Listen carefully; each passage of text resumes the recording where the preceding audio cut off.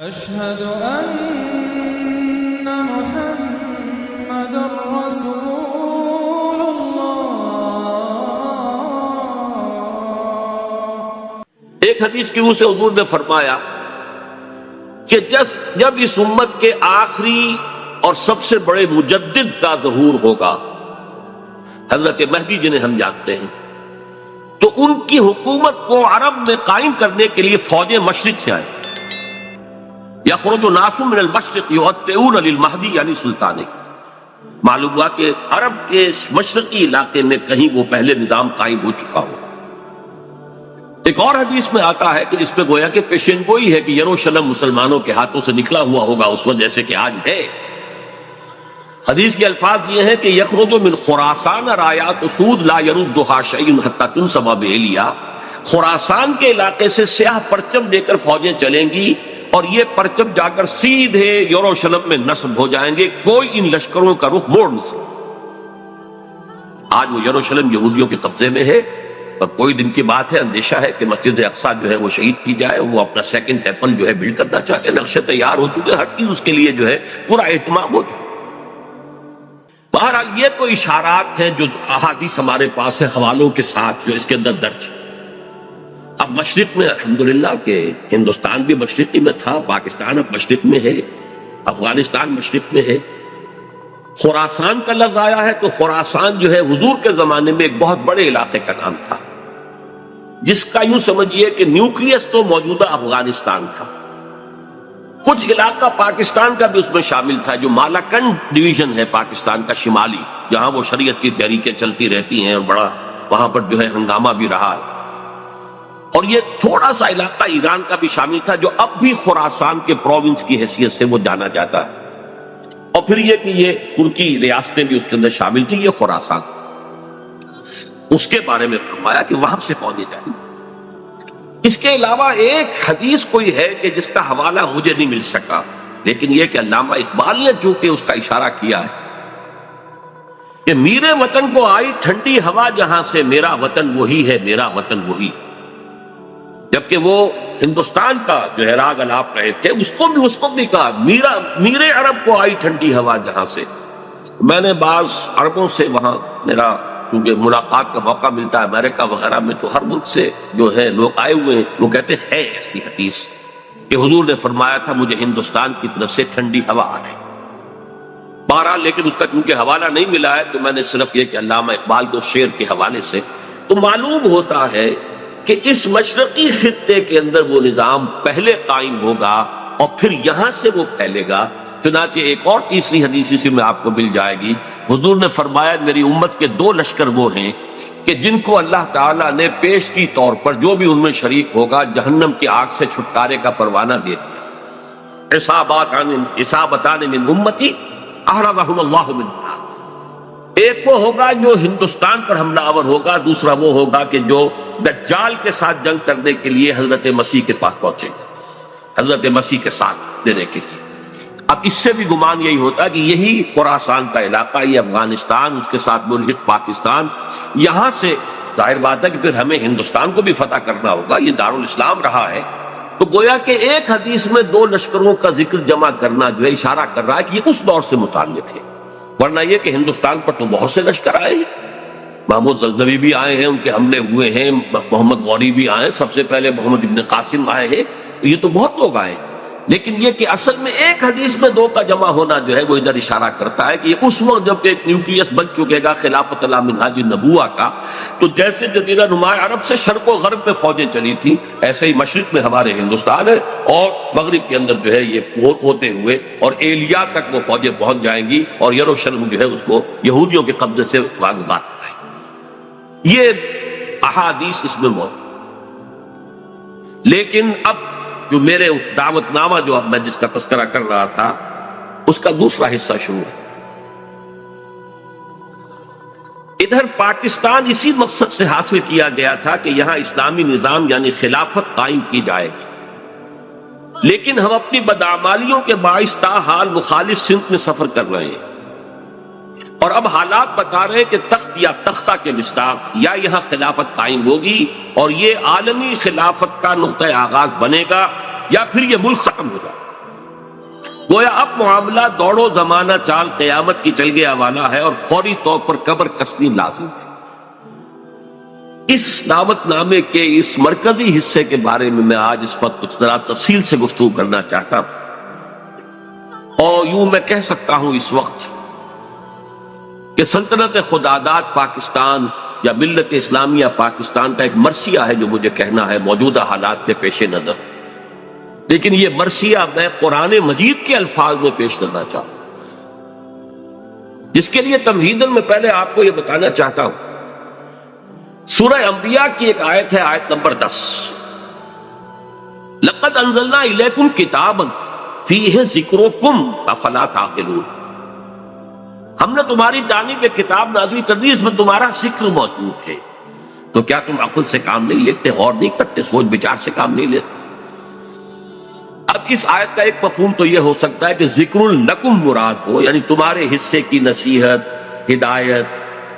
ذکرہ، تذکرہ اس قرآن میں ہے، وہ ٹھیک ہے، لیکن ذکر و کم اس میں اشارہ ایک اور بات کی طرف بھی آتا ہے کہ یہ جتنے بھی اقوام عالم آئیں گی ان کا ذکر قرآن مجید میں موجود ہے، اور اس کی تائید ہوتی ہے، توثیق ہوتی ہے، تاکید ہوتی ہے ایک حدیث، وہ حدیث کے جو قرآن حکیم کی عظمت پر نبی اکرم صلی اللہ علیہ وسلم کے سب سے جامع اور سب سے مفصل بیان پر مشتمل، فصاحت و بلاغت کی معراج، حضرت علی اس کے راوی ہے رضی اللہ تعالیٰ عنہ، یہ حضور نے فرمایا انہا ستکون فتنۃ، ان قریب ایک بہت بڑا فتنہ رونما ہوگا۔ حضرت علی فرماتے ہیں کہ میں نے عرض کیا مل مخرج منہا یا رسول اللہ، اے اللہ کے رسول یہ بتائیے اسے نکلنے کا راستہ کون سا ہوگا؟ ایک لمحے کے لیے توقف کیجئے، میں یہاں یہ توجہ دلایا کرتا ہوں کہ ہم اگر ہوتے، ہمارے مزاج کا اور صحابہ کے مزاج کا فرق کیا ہے؟ ہم ہوتے تو کیا پوچھتے؟ یہ حضور یہ فتنہ کیوں ہوگا، کب ہوگا، کدھر سے آئے گا، کیسے آئے گا؟ ہمارے تو سوالات یہ ہوتے جو سب معلوماتی نوعیت کی چیزیں ہیں، ان کا کوئی تعلق عمل سے نہیں۔ صحابہ کا معاملہ کیا تھا؟ حضرت علی نے ان میں سے کوئی سوال نہیں کیا، کب آئے گا، کیوں آئے گا، کدھر سے آئے گا، کیسے آئے گا، کچھ نہیں۔ جو عملی سوال تھا من مخرج منہا یا رسول اللہ، اللہ کے رسول جب آپ نے فرما دیا کہ بہت بڑا فتنہ ہوگا تو ہمیں تو اب یہ سمجھنا ہے کہ وہاں سے نکلنے کا راستہ کون سا؟ بس اس کے جواب میں وہ حدیث ہے کتاب اللہ، تمام فتنوں سے نکالنے والی اللہ کتاب، فیہ نبأ ما قبلکم وخبر ما بعدکم وحکم ما بینکم،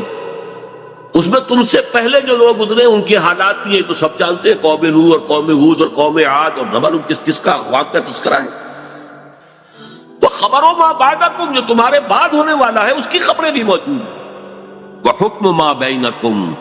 اور جو بھی تمہارے مابین قیامت تک اختلافات رونما ہوں گے ان سب کا فیصلہ بھی موجود۔ بڑی عظیم حدیث ہے، وَهُوَ الذِّكْرُ الْحَكِيمُ وَهُوَ الصِّرَاطُ الْمُسْتَقِيمُ وَهُوَ حَبْلُ اللَّهِ الْمَتِينُ لَا تَنْقَضِي عَجَائِبُهُ وَلَا يَشْبَعُ مِنْهُ الْعُلَمَاءُ وَلَا يَخْلُقُ عَنْ كَثْرَةِ الرَّدِّ، اور آخری الفاظ تو بلاغت کی انتہا ہے، من قال به صدقہ ومن عمل به اجر ومن حکم به عدل ومن دعا الیہ ہدی الی صراط المستقیم۔ جس نے کوئی بات کہی اس قرآن کی بنیاد پر اس نے سچ کہا، جس نے عمل کیا اس کا اجر محفوظ ہے، جس نے کوئی فیصلہ کیا قرآن کی بنیاد پر اس نے عدل کیا، اور جس نے قرآن کی طرف بلایا اس کی ہدایت ہو گئی، کسی اور کی ہو نہ ہو اس کی ہدایت گارنٹیڈ ہے جو قرآن کی طرف بلانے والا۔ یہ حدیث ہے جس میں خبر و ما بعدکم کے الفاظ، بلکہ میں تذکرہ کر دوں یہ حدیث ایک اور شان سے وارد ہوئی ہے طبرانی کی معجم کبیر، وہاں یہ حدیث اس طور سے آئی ہے کہ حضرت جبرائیل نے حضور سے یہ فرمایا یا محمد امتک بعدک، اے محمد صلی اللہ علیہ وسلم یہ آپ کی امت کا آپ کے بعد کیا بنے؟ حضور نے اس پر پوچھا بل مخرج منہا یا جی، اہم کہی ابھی تو میں ہوں، انا بین اظہرکم، ابھی تو اے مسلمانوں میں تمہارے مابین ہوں، لیکن ایک وقت تو آئے گا پھر دور نبوت کے خاتمے کی خبر حضور نے دی تھی تو وہ آپ نے مثال کی خبر دی تھی، جانا ہے تجھے انک میت وانہم لمیتون، قرآن مجید میں، لیکن اس کا حل کیا ہو؟ تب انہوں نے کہا ہے کتاب اللہ فیہ نبأ من قبلکم وخبر ما بعدکم وحکم ما بینکم، یہ پوری یہ ایک اور ہی شان کے ساتھ یہی روایت ہے۔ بات میں اس حوالے سے آپ کے سامنے قرآن حکیم کی 6 آیات، اور عجیب یہ حسن اتفاق ہے، سورہ اعراف کی آیات ہیں 175 176 170، اور سورہ توبہ کی آیات ہیں 100 نکال دیجئے 75 76 70۔ یہ آئینہ ہے اس وقت میرے اور آپ کے لیے، ملت اسلامیہ پاکستان کے لیے، سلطنت خدا داد۔ دیکھیے سورہ اعراف میں فرمایا وَاتْلُ عَلَيْهِمْ نَبَأَ الَّذِي آتَيْنَاهُ آيَاتِنَا فَانسَلَخَ مِنْهَا فَأَتْبَعَهُ الشَّيْطَانُ فَكَانَ مِنَ الْغَاوِينَ۔ اے نبی ان کو آپ اس شخص کی خبر سنائیے جسے ہم نے اپنی آیات عطا کی تھی، لیکن وہ ان سے نکل بھاگا، پھر شیطان اس کے پیچھے لگ گیا، اور پھر وہ انتہائی گمراہ لوگوں میں سے۔ وَلَوْ شِئْنَا لَرَفَعْنَاهُ بِهَا، ہم چاہتے تو ان آیات کے ذریعے سے، ان کی بدولت ہم اسے اور بلند کرتے، اس کا مقام، اس کا رتبہ اور اونچا۔ وَلَكِنَّهُ أَخْلَدَ إِلَى الْأَرْضِ، مگر وہ تو زمین کی طرف ہی بیٹھتا اور دھستا چلا گیا۔ فَمَثَلُهُ كَمَثَلِ الْكَلْبِ، تو اس کی مثال تو کتے کی سی ہے۔ إِن تَحْمِلْ عَلَيْهِ يَلْهَثْ، اگر اسے پھٹکارو، کوئی ڈھیلا، کوئی لکڑی اس کی طرف اٹھاؤ مارنے کے لیے، تب بھی وہ ہانپتا رہتا۔ ان تترکو یلہث، زبان اس کی نکلی ہوگی، اس سے راج ٹپک گئی ہوگی، چھوڑے رکھو گے تب بھی۔ ذالک مثل القوم الذین کذبوا بآیاتنا، یہی مثال ہے اس قوم کی کہ جس نے اپنے رب کی آیات کو جھٹلایا۔ فاقصص القصص، تو اے نبی آپ یہ واقعہ بیان کر دیجئے، لعلہم یتفکرون، شاید کہ وہ غور کریں، سوچ بچار سے کام لیں۔ ساء مثلا القوم الذین کذبوا بآیات اللہ، بری ہے مثال اس قوم کی جس نے اللہ کی آیات کو جھٹلایا۔ وانفسہم کانوا یظلمون، اور وہ اپنے اوپر خود ظلم کرنے والے۔ اب میں اس کی زیادہ تفصیلی تفاصیل میں نہیں جاؤں گا، اگرچہ ایک رائے یہ بھی ظاہر کی گئی ہے کہ یہ کسی شخص معین کا تذکرہ نہیں ہے، بلکہ یہ ایک مثال ہے بتا دے رہا، لیکن یہ بات صحیح نہیں ہے۔ وَاتْلُ عَلَيْهِمْ نَبَأَ وَاضْرِبْ لَهُم مَثَلًا سے بات ہوتی تو اس کا امتحان تھا، یہاں تو خبر سنا دیجئے اے نبی اس کی خبر۔ اور اس میں حضرت عبداللہ ابن عباس رضی اللہ تعالی عنہما سے کئی جو ہے اقوال ہوئی ہے کہ یہ شخص بلعام بن باعورہ، تو جو کتاب گنتی ہے نمبرز تورات کی، اس میں شخص کا ذکر ہوا کہ کنعانی تھا، بعض لوگوں کے نزدیک اسرائیلی تھا، لیکن بہت عابد و زاہد، بہت اونچے مقام، صاحب کرامت بزرگ جسے کہا۔ الذی آتیناہ آیاتنا سے مراد یہاں پر کچھ لوگوں نے لیا ہے کہ علم کتاب اسے دی گئی تھی، وہ بات میرے نزدیک صحیح نہیں ہے، بلکہ آیات کہا گیا معجزات کو بھی، جس طرح اللہ اپنے انبیاء کو آیات، ہم نے آیات بینات دے کر رسولوں کو بھیجا، ایسے ہی ہے کہ کوئی بہت عابد زاہد کوئی ہو، عابد مرتاز اور زاہد مرتاز، تو اللہ تعالیٰ اسے کرامتیں عطا، بالکل شک کو کرامات الاولیاء حق، اس میں کسی شک و شبہ نہیں، اللہ تعالیٰ کی بزرگی کے لیے، ذات کے لیے وہ ایسے خلق واقع ظاہر کر، تو با کرامت بزرگ تھا، لیکن پھر وہ جو دنیاوی خواہشات کی طرف ایسا متوجہ ہوا کہ اس کی ساری نیکی، ساری اس کی بزرگی، ساری روحانیت ختم ہو کر رہ گئی، وہ انتہائی پاتال میں۔ بعض مفسرین نے حضور کے دور کے 2 اشخاص کا ذکر بھی کیا ہے۔ امیہ ابن ابی صلت ایک بہت بڑا شاعر تھا کہ جس کی اشعار میں توحید رچی بسی ہوئی، توقع یہ تھی کہ تو حضور کا سب سے بڑا جو ہے وہ سپورٹر بن جائے گا، لیکن نہیں، مخالف ہو گیا۔ اسی طریقے سے ابو عامر راہب تھا، جیسے ورقہ ابن نوفل مکے میں تھے، تو وہ جا کر جو ہے وہ شام میں انہوں نے عیسائیت اختیار کی، اور وہ بہت بڑے عالم تھے، کان یکتب التوراۃ بالعبرانیہ۔ اسی طرح یہ ابو عامر خزرجی تھا، اور یہ بھی عیسائی ہو گیا تھا، شام میں رہا، اور پھر یہ بہت بڑا زاہد اور عابد اور عالم شخص تھا، لیکن یہی بدترین دشمن ہو گیا محمد رسول اللہ کا، جبکہ ورقہ ابن نوفل نے جو ہے حضور کی تصدیق کی تھی، جب حضرت خدیجہ رضی اللہ تعالی عنہا لے کر گئی تھی حضور کو ان کے پاس۔ بہرحال میرے نزدیک یہ بلعام بن باعورہ ہی کا تذکرہ ہے جو ہو رہا ہے کہ وہ بہت با کرامات بزرگ تھا، لیکن زمینی خواہشات دو سب سے نمایاں، بطن پیٹ کھانے کو مانگتا ہے، یہ انسان کی بہت بڑی، اس لیے کہ ظاہر بات ہے جو پریزرویشن آف دی سیلف ہے، اپنے بقا کے لیے اسے غذا چاہیے، لیکن اس کے ساتھ کٹخارا بھی لگا ہوا ہے، یہ اس کے ساتھ اضافی شے ہے۔ اور دوسری ہے جنسی خواہش، شہوت، پریزرویشن آف دی اسپیشیز، اپنی نسل کو برقرار رکھنے کے لیے۔ یہ دونوں جو ہیں حرصیں انسان کے اندر جب یہ اعتدال سے بڑھتی ہیں تو تباہی کا ذریعہ۔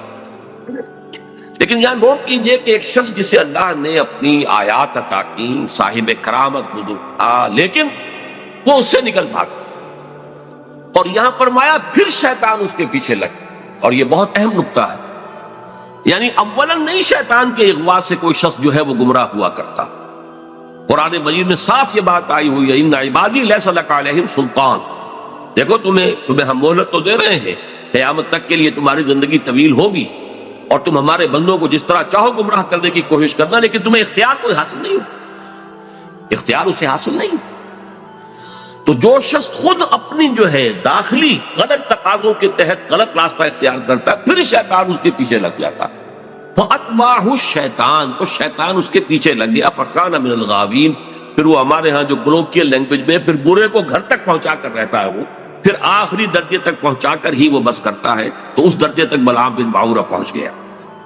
وَلَوْ شِئْنَا رَفَعْنَاهُ بِهَا، ہم چاہتے تو اسے اور بلند کرتے، اس کے اور مقام اونچا ہوتا، وَلَكِنَّهُ أَخْلَدَ إِلَى الْأَرْضِ، وہ تو زمین میں دھستا چلا گیا۔ زمین سے مراد وہی زمینی خواہشات،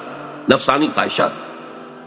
فَمَثَلُهُ كَمَثَلِ الْكَلْبِ، اس کی مثال کتے کی۔ اب کتا وہ جانور ہے، حیوانات، پیٹ اور جنس دونوں شہوتیں اس میں انتہا کو پہنچی، لہذا چاہے خوب پیٹ بھرا ہو، کسی صاحب کا یا کسی میم کا کتا ہو، خوب گوشت کھا کے گھر سے نکلا ہو، لیکن پھر بھی وہ باہر جائے گا تو ہر شے کو سن لے گا کہ شاید کوئی کھانے کی چیز، یہ اس کی یعنی سمجھ جبلت کے اندر تھا، یہاں تک کہ آپ اس کو کوئی ٹھیکنا ماریے مارنے کے لیے تو وہ اس کو بھی سن لے گا کہ شاید اس میں کوئی کھانے کی کوئی شے موجود ہو، چلے گا بھی تو ادھر ادھر ہوتا ہوا، سنگتا ہوا، اور وہ اپنی شرمگاہ کو چاہتا رہتا۔ دونوں جو حرصے ہیں اس کے اندر انتہا کی، اور اس کا پھر ظہور کیا ہوتا، زبان ہر وقت نکلی ہوئی ہے، ہانپ رہا ہے، ہر وقت ہانپ، پیٹ بھرا ہو تب بھی ہانپ رہا ہے، اور پیٹ خالی ہو تب بھی ہانپ رہا ہے، تھکا ہوا تب بھی ہانپ رہا ہے، کھڑا ہوا تب بھی ہانپ رہا ہے، زبان نکلی ہوئی ہے اور اس کے اندر سے راڑ۔ یہ مثال دی ہے جیسے قرآن مجید میں گدھے کی مثال بھی آئی، مثل الذین حملوا التوراۃ ثم لم یحملوها کمثل الحمار یحمل اسفارا، مثال اس قوم کی جس کو ہم نے تورات عطا کی تھی، حامل تورات بنائی گئی تھی، وہ قوم پھر اس نے اس کا حق ادا نہیں کیا، اس گدھے کی سی مثال ہے جس پر کتابوں کا بوجھ لگا ہو، ایسے یہ گدھے کی مثال دی گئی ہے۔ اس کے بعد فرمایا ذالک مثل القوم الذین کفروا، یہ صرف ایک فرد کا معاملہ نہیں، پوری قومیں بھی اس تمثیل پر پوری اترتی ہے، اور اسی ڈسکرپشن کے اوپر وہ پوری اترتی ہے۔ کذبوا بآیاتنا، جو ہماری نشانیوں کو جھٹلا دے، فقصص القصص، تو اے نبی آپ یہ قصہ سنا دیجئے، لعلہم یتفکرون، شاید کہ غور کریں۔ آج میں آپ کو قصہ سنا رہا ہوں پاکستان کا، کس طور سے ان آیات پر منطبق ہو رہا ہے، شاید کہ آپ غور کریں، سوچیں، شاید کہ آپ کے اندر کوئی امنگ پیدا ہو جائے کسی عمل کی، جد و جہد کی۔ سا مثلا القوم الذین کذبوا بآیاتنا، آخری آیت بری مثال ہے اس قوم کی جس نے ہماری آیات کو جھٹلایا، وَكَانُوا أَنفُسَهُمْ يَظْلِمُونَ، وہ اپنے اوپر ظلم کرتے رہے، ظاہر بات ہے ہمارا کسی نے کیا بگاڑا۔ اب اندازہ کیجئے پاکستان وہ ملک ہے اس روئے ارضی پر جو بہت بڑی اللہ کی نشانیوں کے ساتھ وجود میں آیا۔ سب سے پہلی نشانی 27ویں رمضان کو اس کا قیام عمل میں آیا، اور جو بہترین رات ہو سکتی، فیہا یفرق کل امر حکیم، جس میں کہ تمام جو بھی اللہ تعالیٰ کے پختہ فیصلے ہیں وہ کیے جائیں۔ پاکستان 27ویں شب رمضان مبارک کی، اس میں اس کا وجود۔ پھر غور کیجیے کیسے قائم، کوئی امید کچھ عرصے پہلے بھی نہیں تھی کسی کو کہ پاکستان قائم، عام طور پر سمجھا گیا تھا یہ مسلم لیگ نے بارگیننگ کے لیے اتنی بڑی بات کر لی ہے، وہ لے دے کر معاملہ ہو جائے گا۔ اور سب سے بڑی بات یہ کہ خود 1 سال پہلے Quaid Azam cabinet mission plan کو تسلیم کر چکے۔ اس کا کیا مطلب تھا کہ کم سے کم 10 سال کے لیے ایک آزاد پاکستان کا وجود مؤثر ہو گیا۔ نظری طور پر 10 سال کے بعد امکان تھا، لیکن ایک مرتبہ مرکزی حکومت ایک وحدت کے ساتھ اگر وجود میں آ جاتی تو پنڈت نہرو نے جو کہا تھا سچ تو وہی تھا، نکل جاتی ہے جس کی منہ سے سچی بات مستی میں، اس نے وہ سچ کہہ دیا، جس کی وجہ سے پھر قائد اعظم نے جو تسلیم کر لیا تھا کیبنٹ مشن پلان کو، پھر اس سے آپ نے رجوع کیا کہ اس نے کہہ دیا تھا ایک دفعہ بن جائے پھر کون کسی کو علیحدہ عہدے دیتا ہے۔ اس پر پھر قائد اعظم نے پسپائی نا، اگر وہ خاموش رہتا تو کم سے کم 10 سال تک کوئی امکان نہیں تھا، اور اس 10 سال میں ہندو قوم نے کیا کرنا تھا اس کا تصور۔ پھر سوچئے پاکستان قائم ہوا، ہندو قوم ہمارے سے کس قدر تعداد میں زیادہ، تعلیم میں زیادہ، دولت میں زیادہ، تنظیم میں کس قدر منظم قوم، کس قدر تعلیم یافتہ، کتنی ان کے اندر جو ہے ایک یکجہتی موجود تھی۔ پھر کانگریس جیسی جماعت، بہت بڑی جماعت، تو کوئی شک نہیں، بہت بڑی عوامی جماعت، جس کے ساتھ یہ کہ لیڈرز کی سیکنڈ لائن کی ایک یوں سمجھیے کہ ایک بڑی قطار موجود تھی۔ یہ نہیں تھا کہ مسلم لیگ بس ایک بگولے کی طرح ایک تحریک کے طور پر اٹھی ہے، اس نے جو بھی حاصل کر لیا، ورنہ مسلم لیگ اصل میں ایک جماعت کی شکل میں منظم ہو ہی نہیں پائی تھی۔ یہی وجہ ہے کہ پتاشے کی طرح گھل گئی پاکستان میں۔ لیکن یہ کانگریس اور گاندھی جیسا، ہم بہرحال اس کے بارے میں جو بھی رائے رکھتے ہوں، لیکن یہ ہندوؤں کا مہاتما اور پوری دنیا کے اندر اس کی ایک عظمت جو ہے تسلیم کی جائے۔ اور چند مہینے پہلے اس نے کہا تھا کہ پاکستان سے میری لاش پر بن سکتا، ہندو جیسی قوم، گاندھی جیسا لیڈر۔ اچھا، دوسری طرف یہ ہمارے ولی خان صاحب جو ہیں وہ کچھ پچھلے زمانے کے کاغذات نکال کے لے آتے ہیں انڈیا آفس کے، جس سے یہ کہ انگریزوں نے کچھ سپورٹ کی تھی پاکستان کی یا مسلم لیگ کی۔ جب پاکستان بنا ہے، ایٹلی وزیر اعظم ماؤنٹ بیٹن یہاں کا وائس رائے، دونوں قائد اعظم سے شدید نفرت رکھنے والے،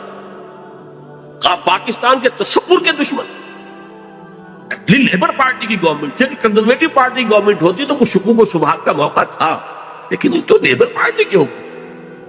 نے جو کچھ لکھا ہے بعد میں وہ سب کے سامنے، آپ کو کچھ بھی باتیں نہیں رہے، ماؤنٹ بیٹن کی چیزیں بھی سب سامنے آ چکی ہیں، اس کے جس نوعیت کے تعلقات نہرو خاندان کے ساتھ تھے، اب وہ چیزیں بھی کہنے کی بھی نہیں ہے، ورنہ یہ کہ لیڈی ماؤنٹ بیٹن کے ساتھ اس کے ناجائز تعلقات تک کا چرچا موجود ہے۔ اور یہ کہ گاندھی کا تو وہ چیلا تھا، آخری وقت میں پنڈت نہرو نے اور پٹیل نے جا کر اس سے کہا تھا کہ ہم نہیں کہہ سکتے باپو کے سامنے جا کر یہ کہنے کی ہماری جرت نہیں ہے کہ ہم ہندوستان کی تقسیم پر راضی ہو گئے ہیں، کہ تم ہی جا کے راضی کہا۔ اس نے جا کر گاندھی سے بات کی، کیا پٹی پڑھائی ہے وہ جانے۔ یہ تھے وہ ناگزیر حالات جن میں پاکستان کا قیام، اور اس کے اندر جمع کر لیجئے یہ بات کہ 1 سال پہلے مولانا حسین احمد مدنی رحمت اللہ علیہ نے سلہٹ میں یہ کہہ دیا تھا، رمضان مبارک میں پورے 1 سال پہلے، ملأ اعلیٰ میں پاکستان کے قیام کا فیصلہ ہو چکا۔ ملأ اعلیٰ سے مراد فرشتوں کا وہ سب سے اونچا طبقہ ہے، جو اللہ کا مقربین جو ہوتے ملائکۃ المقربین، وہ ملأ اعلیٰ سب سے اونچا، وہاں فیصلہ ہو گیا پاکستان میں۔ یہ دوسری بات ہے کہ جب ان سے پوچھا گیا کہ پھر ہم کیوں مخالفت کر رہے ہیں، ہماری پالیسی جو ہے وہ بدل جانی چاہیے، انہوں نے کہا کہ در حقیقت وہ تکوینی معاملہ ہے اللہ کا، ہمارا کام تکوینیات کے حوالے سے نہیں ہے، بلکہ ہمیں تو اپنی سوچ اور سمجھ سے جو بھی رائے صحیح ہے اسی کے اوپر کام کرنا ہے، لیکن فیصلہ ہو۔ یہ 1 سال پہلے کی بات ہے، اور ایسے شخص کی گواہی ہے جو پاکستان کے ساتھ یعنی کوئی متفق نہیں تھا، اگرچہ بعد میں انہوں نے تسلیم کیا، بہت خوبصورتی سے تسلیم کیا۔ جب وہ گئے ہوئے تھے کابل، اور وہاں کسی شخص نے، یہ قیام کے بعد کی بات ہے، کسی شخص نے ذرا چھیڑنے کے لیے کہ چلیے مولانا کچھ بولیں گے، پاکستان کے خلاف کو دھواں دار باتیں کریں گے، تو کچھ پاکستان کا تذکرہ کیا، تو کہ بھائی دیکھو، جب تک کوئی مسجد کہیں تعمیر نہ ہو، تجویز تو اختلاف ہو سکتا ہے کہ یہاں مسجد کی ضرورت ہے بھی کہ نہیں، پہلے ہی مسجدیں موجود ہیں، یا یہ کتنی بڑی ہونی چاہیے، کس سائز کی ہونی چاہیے، کیا میٹیریل لگنا چاہیے، یہ سب اختلاف ہو سکتا ہے۔ پاکستان کے بننے سے پہلے ہمارا اختلاف تھا، لیکن مسجد بن جائے تو اس کی حفاظت ہر صاحب ایمان کا تقاضا۔ اب پاکستان کی حیثیت بالکل بدل گئی۔ یہ الفاظ مولانا مدنی رحمت اللہ علیہ جو وہاں موجود تھے، مولانا محمد مالک کاندھلوی رحمت اللہ علیہ، جنہوں نے کہ یہ الفاظ ہماری قرآن کانفرنس میں ایک مرتبہ بیان کیا۔ اچھا، یہ ہیں وہ آیات، وہ کرامات جس کے ساتھ پاکستان وجود میں آ۔ ذرا پیچھے چلیے، جب خلافت عثمانیہ کے خاتمے کی سازشیں ہو رہی تھی تو پوری دنیا میں صرف ہندوستان میں تحریک چلی، کہیں اور نہیں چلی۔ وہ سلطنت عثمانیہ بہرحال خلافت کے نام سے تھی، چاہے حقیقت نہیں تھی، وہ ایک ملوکیت ہی تھی، اور اب اس پہ زوال بھی آ گیا تھا، یورپ کا مرد بیمار بھی کہا جا رہا، جو بھی کچھ تھا، لیکن عظمت اسلامی کا ایک سمبل، ایک نشانی تھی، اس کے خلاف سازشیں ہو رہی تھی، اور اس وقت تحریک چلی، صرف ہندوستان میں کہیں بھی نہیں چلی، پوری دنیا میں کہیں بھی نہیں، بلکہ عربوں نے تو بغاوت کی ترکوں کے خلاف، اور اصل میں تو انہی کی بغاوت کے نتیجے میں یہ سارا معاملہ ختم ہوا۔ لیکن ہندوستان میں وہ تحریک چلی، اور ایسے زور شور کے ساتھ چلی، بولی اماں محمد علی کی جان بیٹا خلافت میں دے دو، پورا ہندوستان گونج گیا۔ ذرا اس سے بھی پیچھے جائیے، دیکھیے ختم نبوت کے بعد سب سے بڑا منصب مجددین امت ہے، کہ جو سنن ابی داؤد کی روایت کے روح سے ان اللہ یبعث فی هذه الامة على راس كل 100 عام من یجدد لها دینها، یقیناً اللہ اس امت میں ہر صدی میں ایسے لوگوں کو اٹھاتا رہے گا جو دین کو تازہ کرتے